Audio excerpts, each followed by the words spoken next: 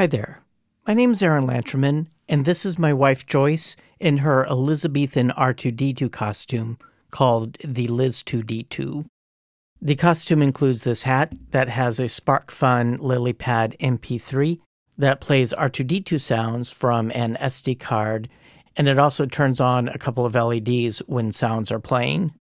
It was the night before DragonCon, and I searched all through the house, and I couldn't find the little FTDI adapter needed to charge the battery over USB. But I needed to go into the office that night to pick up some stuff for demos anyway, and I remembered that I had some other lithium-ion batteries at the office that used the same kind of connector.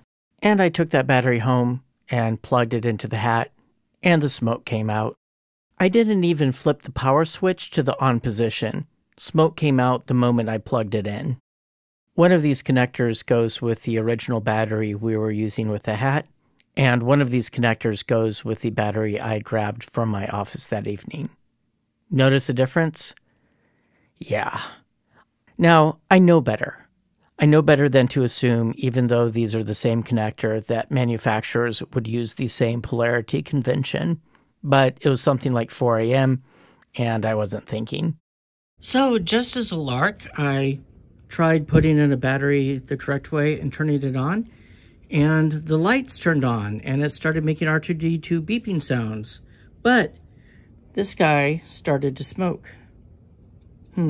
So it looks like when I reversed the power, whatever this was saved everything else, but it fried whatever this was and is no longer operating in an appropriate fashion. So let's figure out what that is. Okay, so that's one of these voltage regulators, probably this one. In any case, it's not something that I can just clip out of the circuit and expect it to work. Well, I guess if I was running it off of a pure 3.3 volts, we could do without it.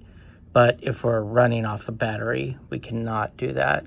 So, okay, here's a new LilyPad. I have to reproduce this setup and see if I can find the software for it. All right. Okay, put together a new version. My wife will need to Velcro this down.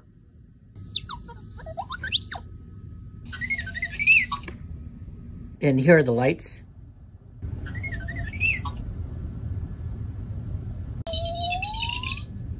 Anyway, and the flickering is not programmed. I just turn on the LEDs.